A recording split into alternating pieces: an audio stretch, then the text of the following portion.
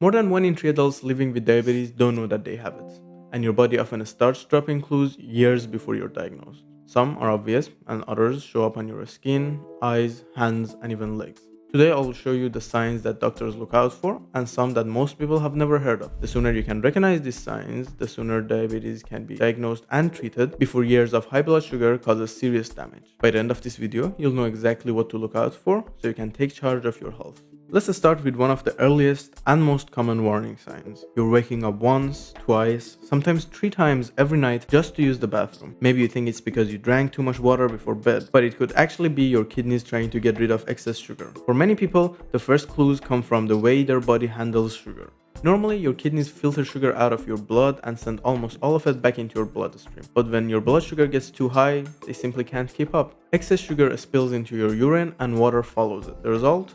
You produce much more urine than usual, leaving you constantly thirsty and dehydrated. It's a vicious cycle. You drink more because you're thirsty and you pee more because of the excess sugar. So if you're waking up multiple times a night to use the bathroom and you can't explain why, it's worth mentioning to your doctor, especially if you notice some of the other warning signs we'll cover.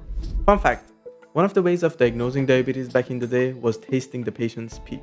Because of the excess sugar, it would be sweet, therefore indicating that the patient has diabetes. The constant thirst is your body's attempt to replace the water it's losing.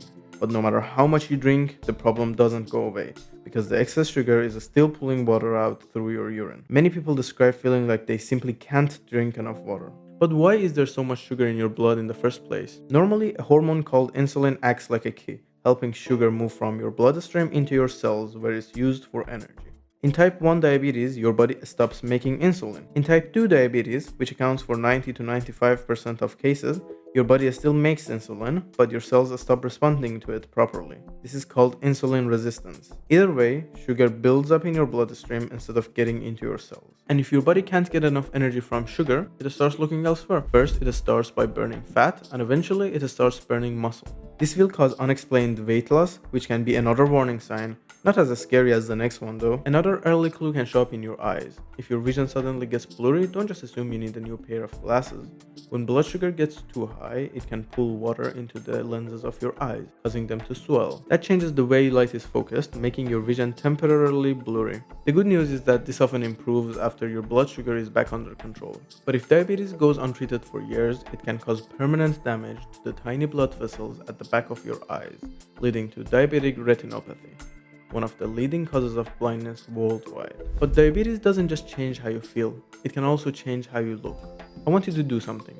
Pause the video for a second and look at the back of your neck in a mirror. Do you notice dark, velvety patches that don't seem to wash off? Or maybe similar changes under your arms or around your groin? Many people think it's from friction, and while it might be, it could be something much worse. This condition is called acanthosis nigricans, and is one of the earliest visible signs of insulin resistance. When your cells become resistant to insulin, your body tries to compensate by producing more of it. High insulin level can stimulate skin cells to grow faster than they should. Over time, the skin becomes thicker, darker, and develops that characteristic velvety texture. And that's not the only clue your skin can give you. Have you ever noticed lots of tiny soft skin growths around your neck or under your arms? These are called skin tags. They're usually harmless, but having many of them can also be a sign that your body is becoming resistant to insulin. Now think about the last time you got a small cut.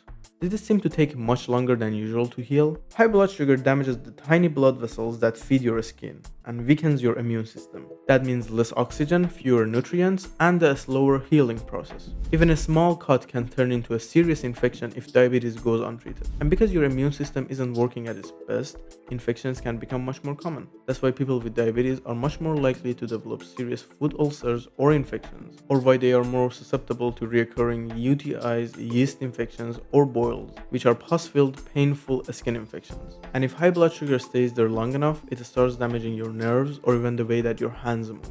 Try this with me. Put your hands together like you're praying. Can you press your fingers and palms completely flat against each other?